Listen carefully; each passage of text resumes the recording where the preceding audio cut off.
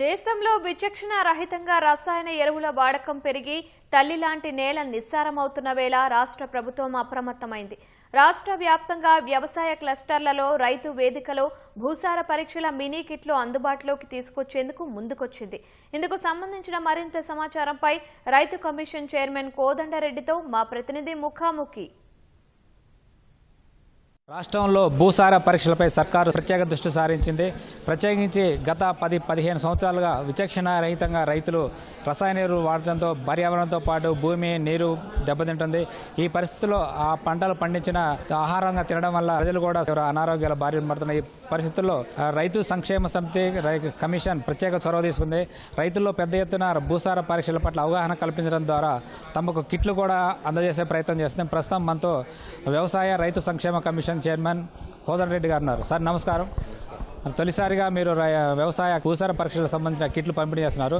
అది ముఖ్యమంత్రి గారి స్వగ్రామం కొండారెడ్డిపల్లిని ఎంచుకున్నారు. ఎందుకు కారణం ఏంటి సార్? రైతు బిడ్డ ముఖ్యమంత్రి గారు. నా రాజకీయ జీవితము ఎన్నో ప్రభుత్వాలను చూసిన, కానీ ఏ ప్రభుత్వం కూడా చేయనంత అతి తక్కువ కాలంలో 21,000 కోట్ల రూపాయలు రైతుల రుణమాఫీ చేయడం అనేది గొప్ప విషయం. ఈ పండించే పంటకు బోనస్ ఇచ్చింది 500 రూపాయలు. ఈ విధంగా లెక్కబెట్టుకుంటే పరోక్షంగా ఇంకా చాలా ఖర్చు పెడుతున్నది. 1,00,000 పైచిలుకు కోట్ల రూపాయలు ఇప్పటికే వ్యవసాయానికి రైతు సంక్షేమానికి ఖర్చు పెట్టింది. కాబట్టి ఇక్కడ ముఖ్యమంత్రి రేవంత్ రెడ్డి గారి గ్రామాన్ని ఎంచుకోవడంలో ఉద్దేశం కూడా అదే. వాళ్ళకి ఇక్కడి నుంచి కనుక మీ మీడియా ద్వారా ఈ మట్టి పరీక్షల విధానము వాళ్ళకి అందితే ఇది బాగా ఉపయోగపడుతుంది, బాగా పోతుందనే ఉద్దేశంతోనే ఇక్కడ నిర్ణయం చేసింది. రాజేంద్ర నగర్లోని ఐసీఆర్ అనుబంధ సంస్థ జాతీయ వరి పరిశోధన సంస్థ రూపొందించిన మినీ సాయిల్ కిట్ రైతులకు అందుబాటులో తీసుకొస్తున్నారు. అంటే స్వయంగా మీ రైతు కమిషన్ ద్వారా కొనుగోలు చేస్తున్నారా, వ్యవసాయ శాఖ ద్వారా ఇస్తున్నారా? మొదటిసారిగానైతే మేము ఈ కమిషన్ సభ్యులమంతా కూర్చొని మాట్లాడుకున్న తర్వాత ఇది ఆలస్యం అవుతున్నది కాబట్టి కమిషన్ కు ఉండే సదుపాయంలోనే ఉన్న డబ్బులోనే మేమే ఈ కిట్లను కొని మొదటిసారి ఇస్తా ఉన్నాము. దాన్ని ఇక్కడ లాంచ్ కూడా చేసినాం. మొత్తం ఎన్ని సాయిల్ కిట్లు కొనుగోలు చేసి రైతులు పంపిణీ చేస్తున్నారు? అలాగే రైతు స్థాయిలో కూడా అంటే స్తోమతను బట్టి కొనుక్కునే అవకాశం ఉంది. దాని వినియోగం పట్ల ఎలా అవగాహన కల్పిస్తున్నారు? మేమైతే 610 కిట్లు కొనడమే కాకుండా అగ్రికల్చర్ డిపార్ట్మెంటు లో ఉన్న వాళ్ళకి ట్రైనింగ్ ఇప్పించి ఐసీఆర్ నుంచి ఎవరైతే రూపకల్పన చేసిండ్రో వారితో మాట్లాడి ట్రైనింగ్ ఇచ్చి వాళ్ళ ద్వారా మట్టి పరీక్ష చేస్తే బాగుంటుందనే ఆలోచనతో చేసినాం. కాబట్టి ఇది ఒకవేళ ఈ 610 సరిపోకపోతే కూడా దీన్ని మేము కానీ అగ్రికల్చర్ డిపార్ట్మెంట్ కానీ ఇంకా విరివిగా రైతులకు అందే విధంగా రైతులకి ఏ విధమైన ఇబ్బంది లేకుండా ఈ మట్టి పరీక్షల కిట్లు అందజేస్తాం. ప్రస్తుతం రాష్ట్ర వ్యాప్తంగా 11 ప్రయోగశాలలు ఉన్నాయి భూసార పరీక్షలకు సంబంధించి. అవి ఏవి కూడా సరిగా పనిచేయట్లేదనే విమర్శ ఉంది. వాటిని ఏమైనా వినియోగంలో తీసుకొచ్చే ప్రయత్నం చేస్తారా? వాస్తవమే, వాళ్లతో కూడా మాట్లాడినాం. వాళ్ళ కొన్ని ఇబ్బందులు ఉన్నాయి. ఆ ఇబ్బందులను అవన్నిటిని కూడా మేము ఆలోచన చేసుకొని ప్రభుత్వానికి కూడా వాళ్ళ ఇబ్బందులు చెప్పడం జరిగింది. వాటిని పరీక్ష కేంద్రాలను కూడా ఇంకా సిబ్బంది కొరత ఉంది. వాళ్ళకి అంత సరి అయిన పద్ధతిలో భవనం కూడా లేదు. ఆ విధమైన ఏర్పాట్లు చేసి ఆ రకంగా ఉపయోగపడే రకంగా చేసుకుంటాం. ఈ రకంగా కూడా గ్రామానికి ఇది రైతు వేదిక ద్వారా ఈ పరికరాలు అందజేసే విధంగా మేము ప్రయత్నం చేస్తాం. ఇది చాలా మంచిది. వ్యవసాయం విషయంలో చాలా మార్పులు జరిగింది.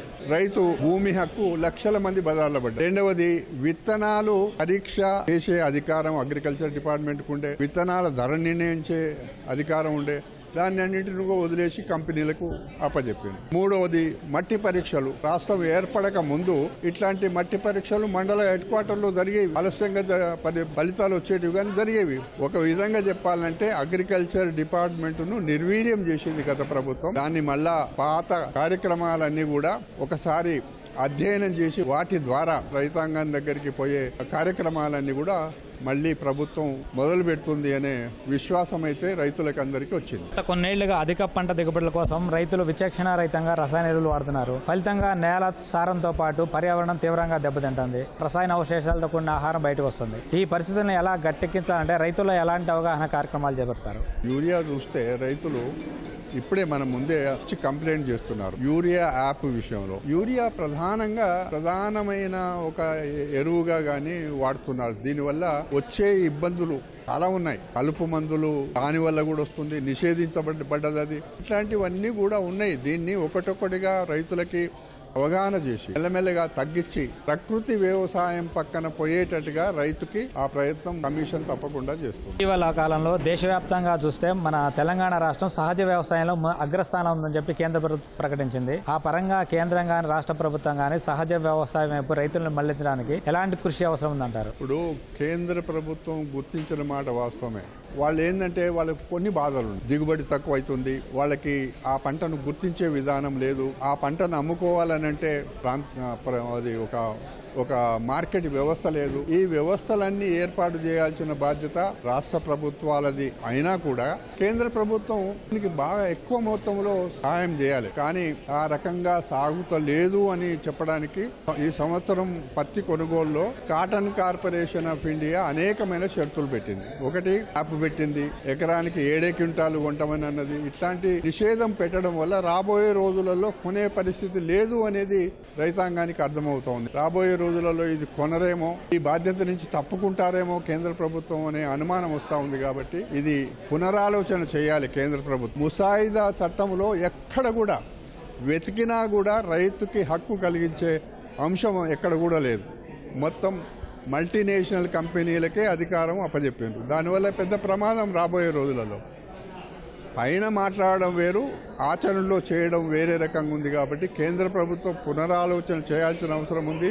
2026-27 ఖరీఫ్ కాలానికి సంబంధించి అంటే రాబోయే ఖరీఫ్ని దృష్టిలో పెట్టుకొని ఎంతమంది రైతులు తమ భూసార పరీక్షలు చేయించుకునేలాగా అంటే మీరు ప్రచారం కల్పిస్తారు, ఎలా సన్నద్ధం చేస్తారు? అంటే ప్రతి రైతు కూడా విధిగా తమ నేల సారాన్ని పరీక్షించుకోవాల్సిన అవసరం ఉంది.